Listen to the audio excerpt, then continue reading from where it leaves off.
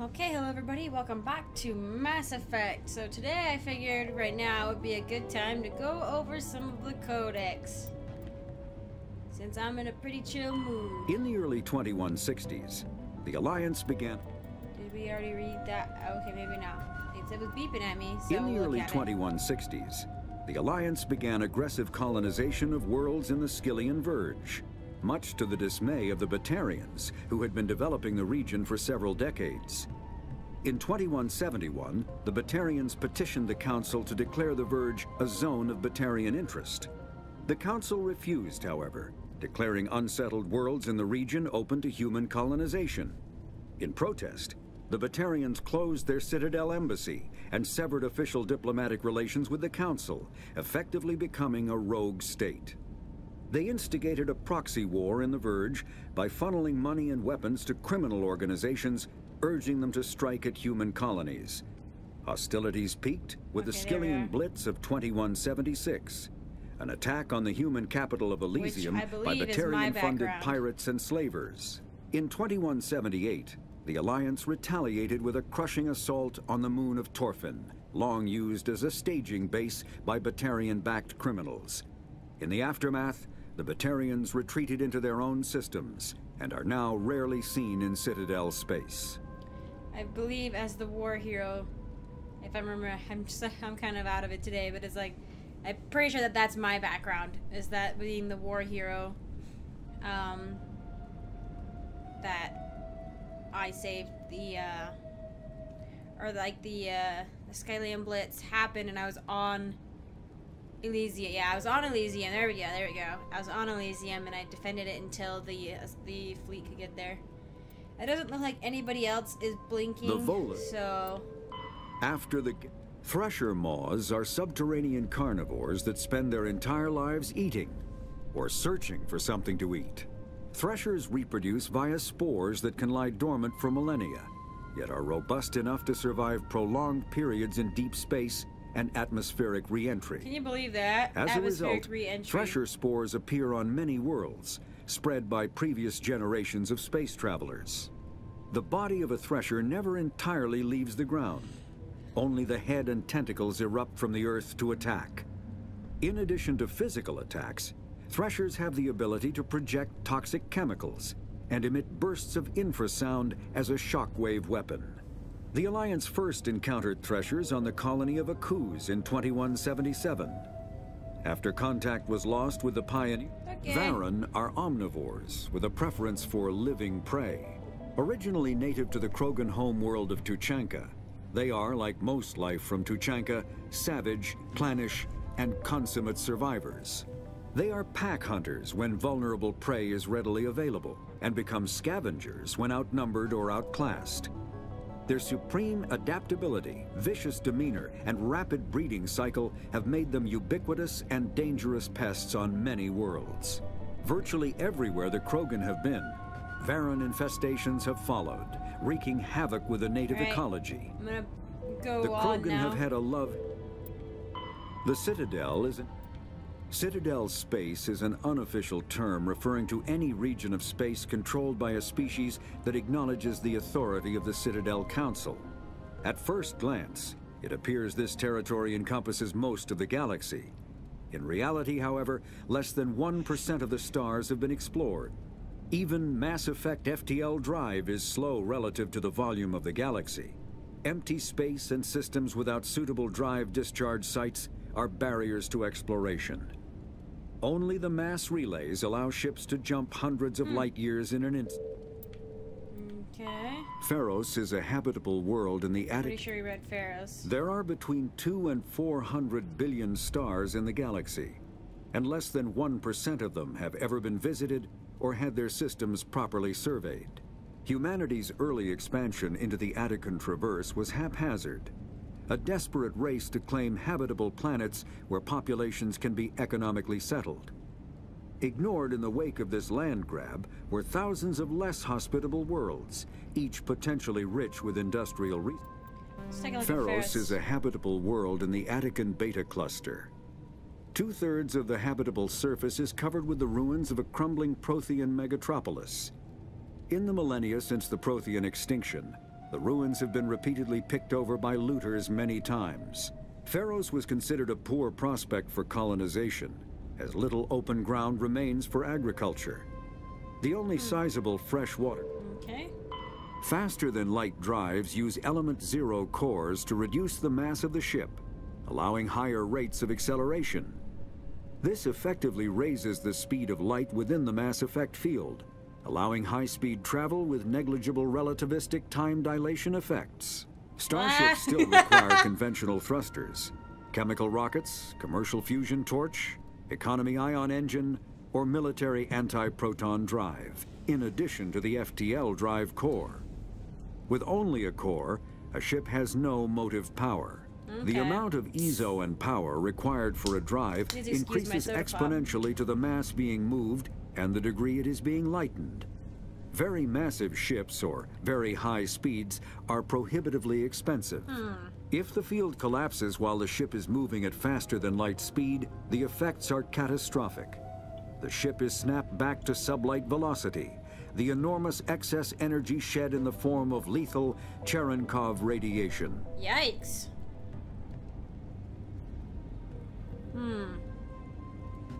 Alright.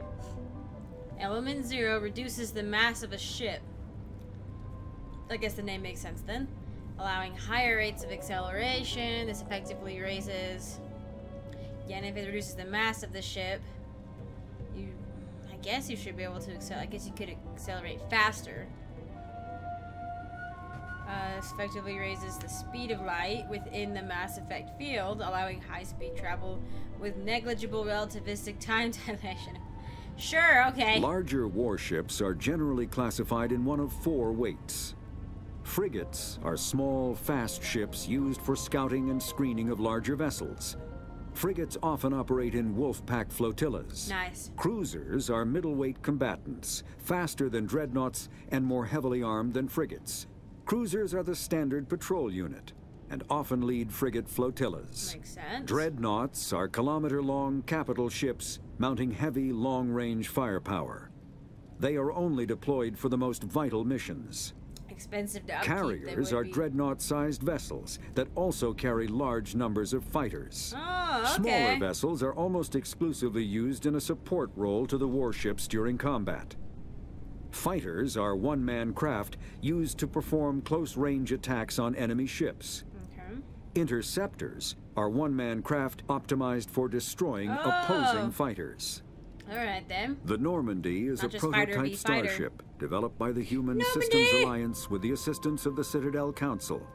It is optimized for scouting and reconnaissance missions in unstable regions using state-of-the-art stealth technology. For most ships, the heat generated through standard operations is easily detectable against the absolute zero background of space. The Normandy, however, is able to temporarily sink this heat within the hull. Combined with refrigeration of the exterior hull, the ship can travel undetected for hours or drift passively for days of covert observation. This is not without risk. The stored heat must eventually be radiated, or it will build to levels capable of cooking the crew alive. Yep. Another component of the stealth system is the Normandy's revolutionary Tantalus drive, a Mass Effect core twice the standard size. Nice. The Tantalus drive generates mass concentrations that the Normandy falls into, allowing it to move without the use of heat-emitting thrusters. No way, that's pretty sweet. Ship mobility dominates space combat. The primary objective is to align the mass accelerator along the bow with the opposing vessel's broadside. Battles typically play out as artillery duels, fought at ranges measured in thousands of kilometers. Though ship mobility dominates space combat. The primary objective is to align the mass accelerator along the bow with the opposing vessel's broadside. Battles typically play out as artillery duels, fought at ranges measured in thousands of kilometers. Though assaults through defended mass relays often occur at knife fight ranges, as close as a few dozen. The Mako infantry fighting vehicle was designed for the System Alliance's frigates. Though the interior is cramped, an M35 is small enough to be carried in the cargo bay and easily deployed on virtually any world. With its turreted 155mm mass accelerator and coaxially mounted machine gun, the Mako can provide a fire team with weapon support as well as mobility. Since Alliance Marines may be required to fight on any world, the Mako is environmentally sealed and equipped with microthrusters for use on low-gravity planetoids. The Mako is powered by a sealed hydrogen-oxygen fuel cell and includes a small Element 0 core. Oh, okay. While not large enough to nullify the vehicle's mass, the core can reduce it enough to be safely airdropped. When used in conjunction with thrusters, it also allows the Mako to extricate itself from difficult terrain. Nice, okay. Biotics, an that. artificial intelligence, is a self-aware computing system capable of learning and independent decision-making. Creation of a conscious AI requires adaptive code, a slow, expensive education, and a specialized quantum computer called a blue box. An AI cannot be transmitted across a communication channel or computer network. Without its blue box, an AI is no more than data files. Loading these files into a new blue box will create a new personality, as variations in the quantum hardware and runtime results create unpredictable variations. The Geth serve as a cautionary tale against the dangers of rogue AI, and in Citadel space, they are technically illegal. Advocacy groups argue, however, that an AI is a living, conscious entity, deserving the same rights as organics. They argue that continued use of the term artificial is institutionalized racism on the part of organic life. The term synthetic is considered the politically correct alternative. All right then. When subjected to an electrical current, the rare material dubbed Element 0, or EZO, emits a dark energy field that raises or lowers the mass of all objects within it. This mass effect is used in countless ways, from generating artificial gravity to manufacturing high-strength construction materials. It is most prominently used to enable faster-than-light space travel. EZO is generated when solid matter, such as a planet, is affected by the energy of a star going supernova. The material is common in the asteroid debris that orbits neutron stars and pulsars. These are dangerous places to mine, requiring extensive use of robotics, telepresence, and shielding to survive the incredible radiation from the dead star. Only a few major corporations can afford the setup costs required to work these primary sources. Humanity discovered refined Element 0 can increase or decrease the mass of a volume of space-time when subjected to an electrical current. With a positive current, mass is increased. With a negative current, mass is decreased. The stronger the current, the greater the magnitude of the dark energy mass effect. In space, low-mass fields allow FTL travel and inexpensive surface-to-orbit transit. High-mass fields create artificial gravity and push space debris away from vessels.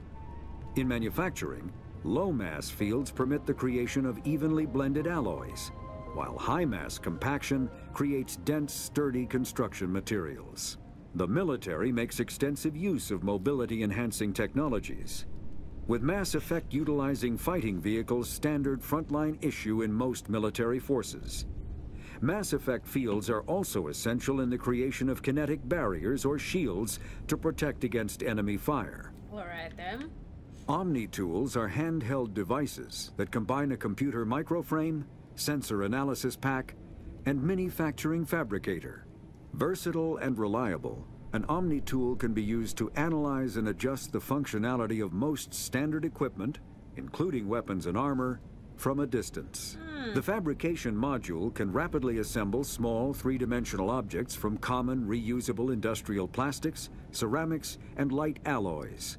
This allows for field repairs and modifications to most standard items, as well as the reuse of salvaged equipment.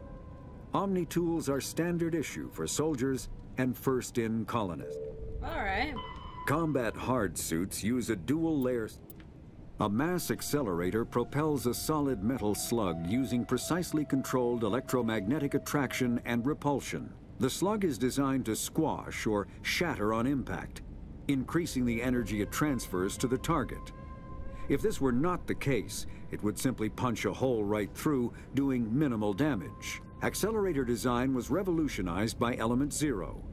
A slug lightened by a mass effect field can be accelerated to greater speeds, permitting projectile velocities that were previously unattainable. If accelerated to a high enough velocity, a simple paint chip can impact with the same destructive force as a nuclear weapon. Really? However, mass accelerators produce recoil equal to their impact energy. This is mitigated somewhat by the mass effect fields that rounds are suspended within. But weapon recoil is still the prime limiting factor on slug velocity. Makes sense. All modern infantry weapons, from pistols to assault rifles, use micro-scaled mass accelerator technology. I have a version of the pistol hanging Projectiles up on my wall. consist of tiny metal slugs suspended within a mass-reducing field, accelerated by magnetic force to speeds that inflict kinetic damage. The ammo magazine is a simple block of metal. The gun's internal computer calculates the mass needed to reach the target based on distance, gravity, and atmospheric pressure. They have mass Then effect fields and shears off an internal appropriate computers. sized slug from the block. A single block can supply thousands of rounds, making ammo a non-issue during any engagement. Top-line weapons also feature smart targeting that allows them to correct for weather and environment. Firing on a target in a howling gale feels the same as it does on a calm day at the practice range. Smart targeting does not mean a bullet will automatically find the mark every time that... Alright, over to the secondary. Oh boy. Oh boy, it's gonna be a long one. At least this one, we don't have to listen to that guy. Alright, Turians. While Turians are individuals with personal desires, their instinct is to equate the self with the group and set aside personal desires for the good of all. Turians are taught how to have a strong sense of personal accountability, the Turian honor that other races find so remarkable. Turians are taught to own every decision they make, good or ill. The worst thing they can make in the eyes of their people is to lie about their own actions. Turians who murder will try to get away with it, but if directly questioned, most will confess the crime. Turians have a strong inclination toward public service and self-sacrifice, so they tend to be poor entrepreneurs. To compensate, they accepted the mercantile volats as a client race, offering protection in exchange for their fiscal expertise. The Turian military is the center of their society. It's not just an armed force, it is an all-encompassing public works organization. The military police are also the civic police. The fire brigades service civilian population as well as military facilities. The corps of engineers build and maintain spaceports, schools, water purification plants, and power stations. The merchant marine ensures that all worlds get needed resources. Military doctrine. Although they lack the brutality of the Krogan and the skill of the Asari and the virtuosity of the humans, the Turian military has formidable discipline. Officers and NCOs are lifers with years of field experience. Enlisted personnel are thoroughly trained and stay calm under fire. Turian units don't break. Even if their entire line collapses, they fall back in order, setting ambushes as they go. A popular saying holds, you will only see a Turian's back once he's dead. Boot camp begins on the 15th birthday. Soldiers receive a year of training before being assigned to a field unit. Officers train for even longer. Most serve until the age of 30, at which point they become part of the reserves. Even if they suffer injuries preventing frontline service, most do support work behind the lines. Biotics are uncommon. While admired for their exacting skills, biotics' motives are not always fully trusted by the common soldier. The Turians preferred to assign their biotics to specialist teams called cabals. Command and control is decentralized and flexible.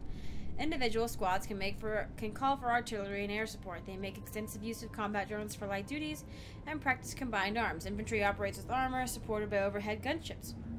Strategically, they are methodical and patient and dislike risky operations. Tradition is important. Each legion has a full-time staff of historians who chronicle its battle honors in detail. The oldest have records dating back to the Turian Iron Age.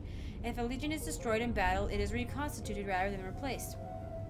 The Turians recruit auxiliary units from conquered or absorbed minor races. Auxiliaries are generally light infantry or armored cavalry units that screen and support the main Turian formations. At the conclusion of their service in the auxiliaries, recruits are granted Turian citizenship. The Unification War. At about the same time, the Solarians and the Asari were forming the Council. The Turians were embroiled in a bitter civil war. The Unification War, as it was later named, began with hostilities between the colonies furthest from the Turian homeworld Palaven.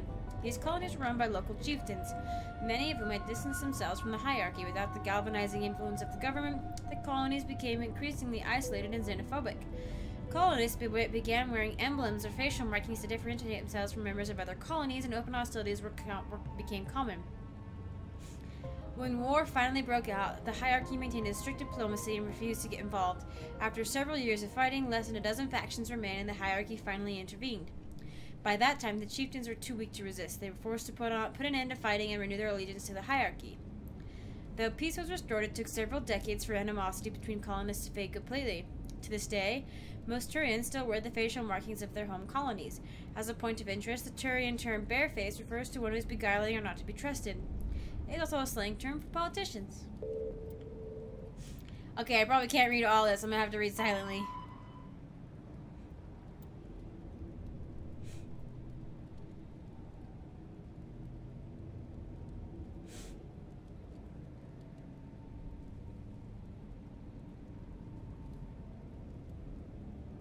I've read Carl Jung.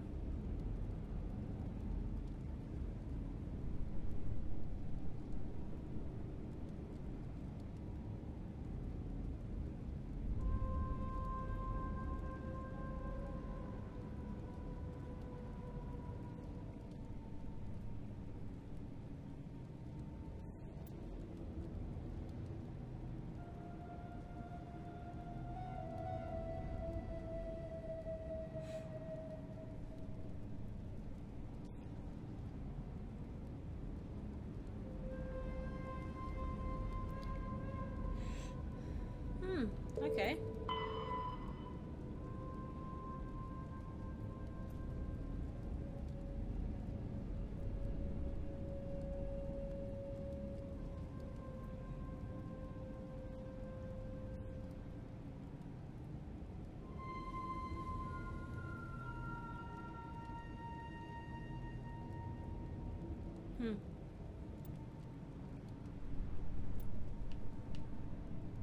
There's no period at the end of that.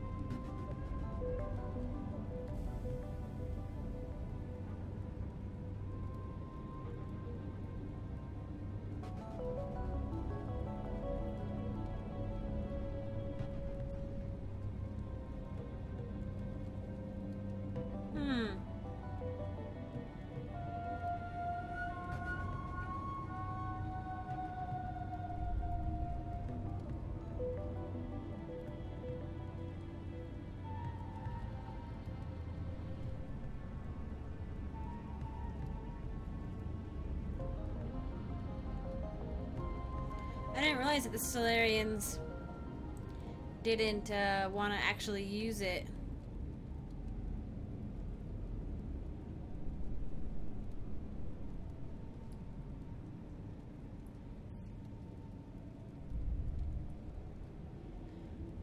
So it doesn't reduce fertility, but offspring viability, which I think it should have reduced fertility. Instead of allowing the female Krogan to carry a baby, say, halfway to term and then losing it. Because, I don't know, later on you talk about it a little bit in Mass Effect 2, and I always just kind of had a little bit of an issue with the way it was presented.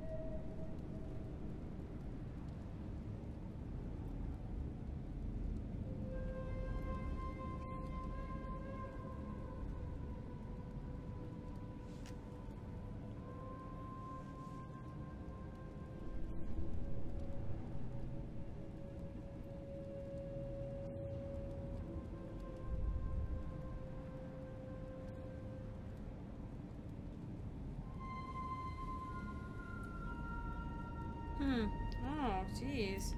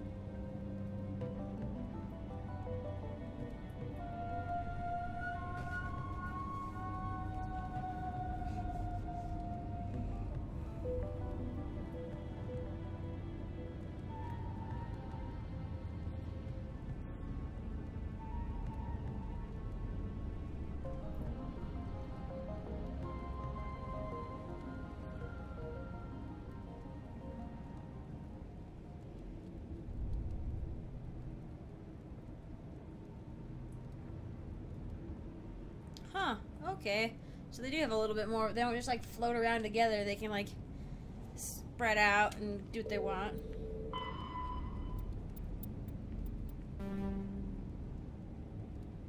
Right.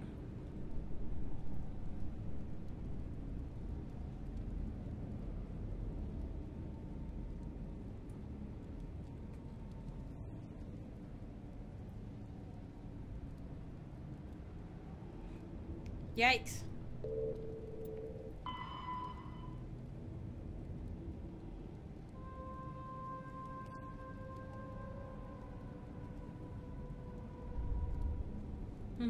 Sorry, Turian.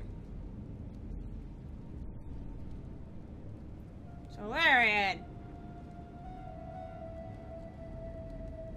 Ah, so us humans tend to get along better with the Solarians. We're both quick-paced, I think. We have short lives compared to some of the other species, and so we tend to live fast, you know?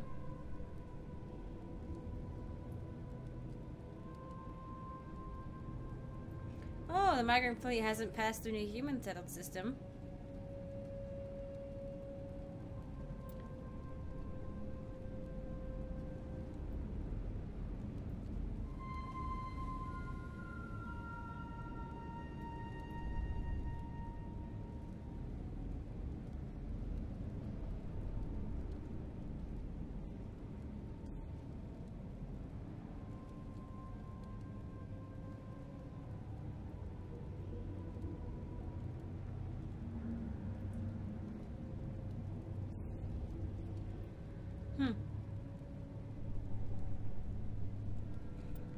Okay.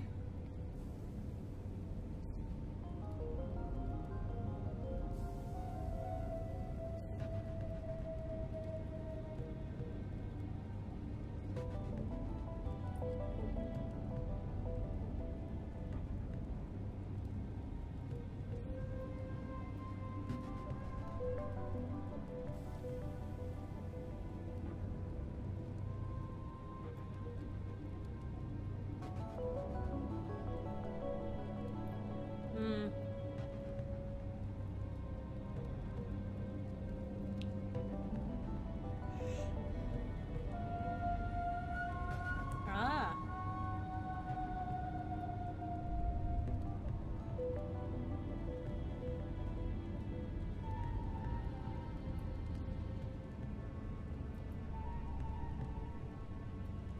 So, Shepard's Lieutenant Commander.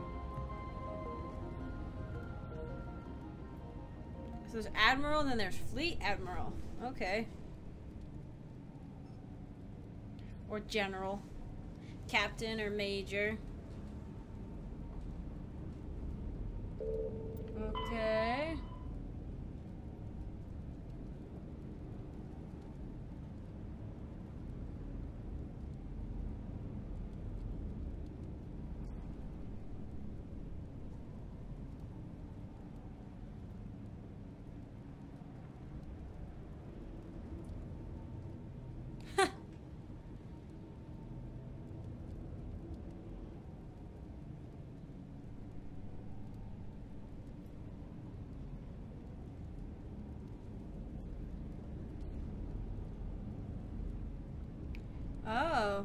They did have a stable AI.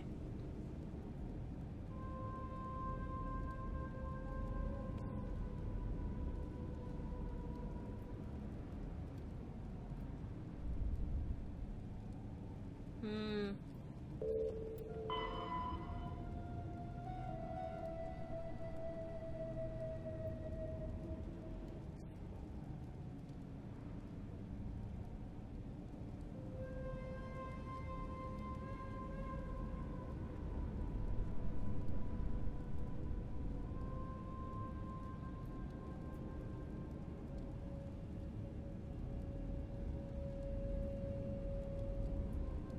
Hmm.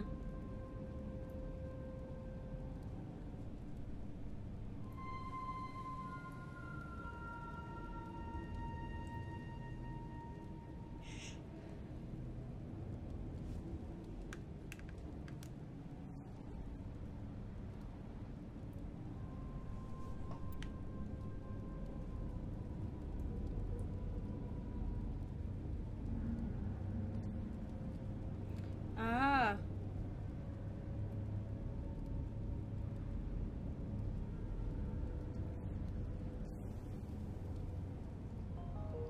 Yikes. Oh.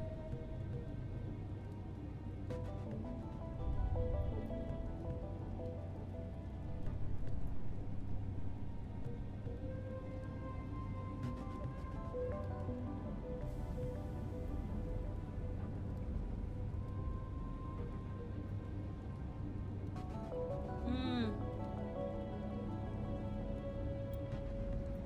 That's why the gas giants are better.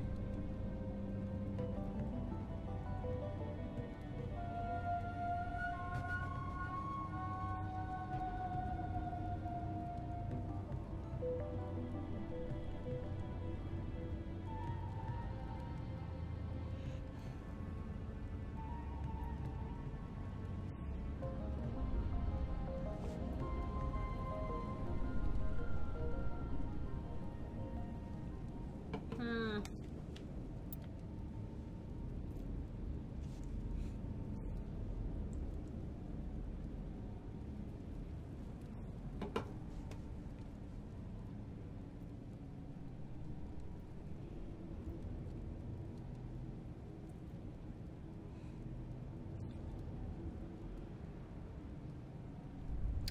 It just seems like you'd be staring at each other and like firing weapons in each other's faces, you know?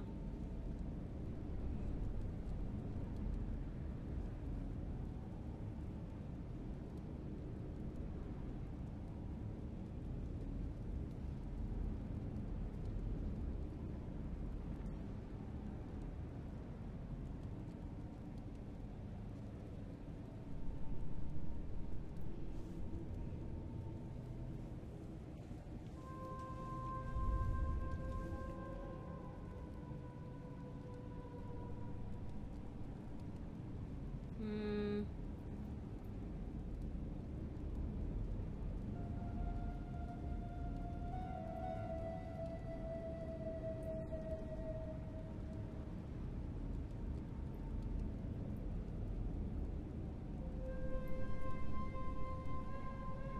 Okay.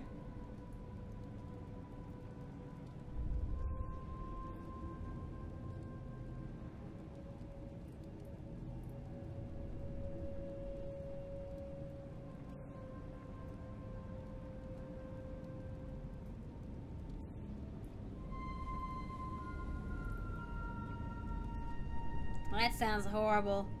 Hot bunking.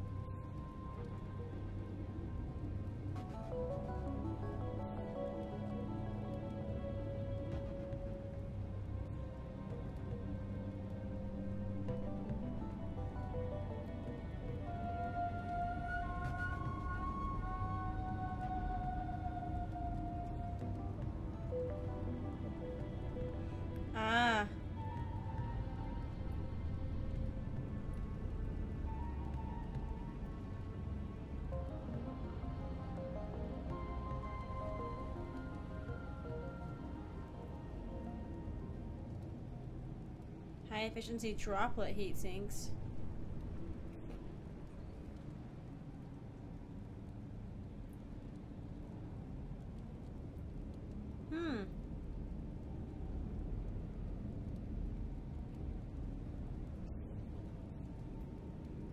Okay.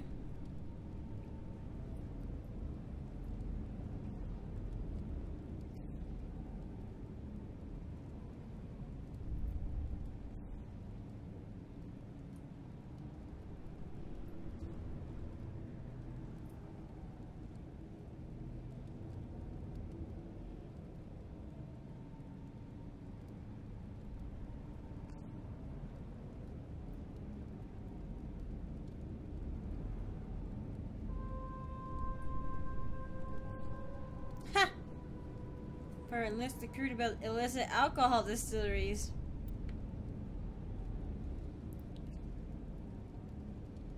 Wow. General Area Defense Integration Anti-Spacecraft Network.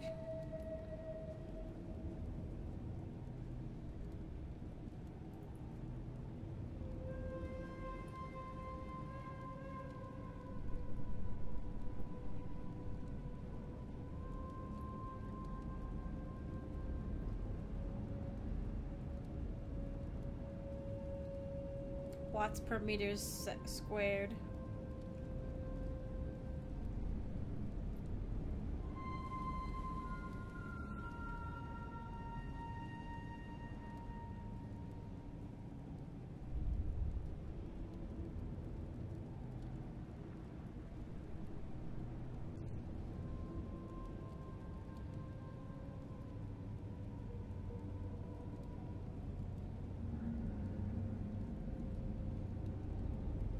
Huh.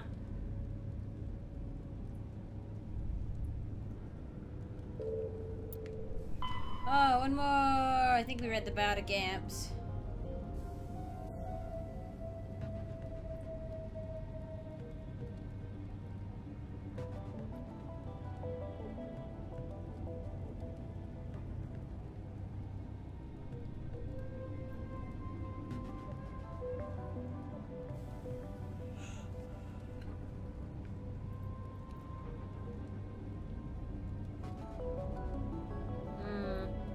Yeah, we're gonna find out. I think this was the bat or whatever. Bot didn't do very good.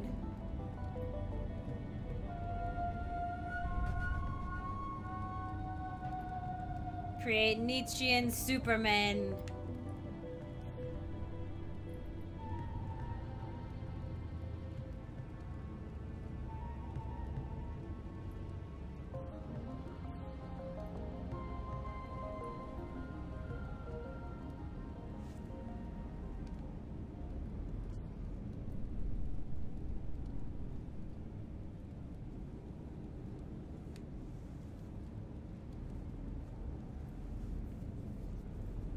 Deep space.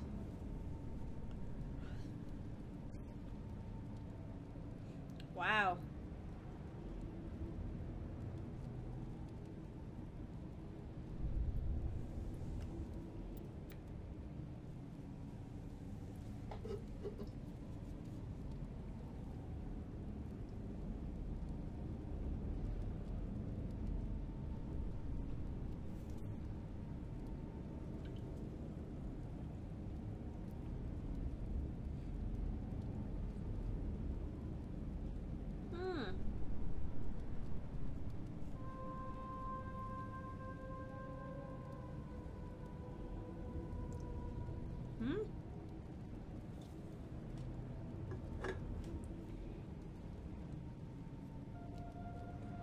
Right.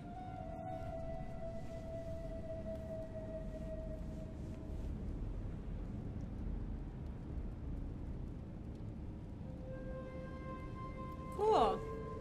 Communication stuff's pretty rad. Alright, well, that was a long one of reading and not talking. It's chill, though. It's chill.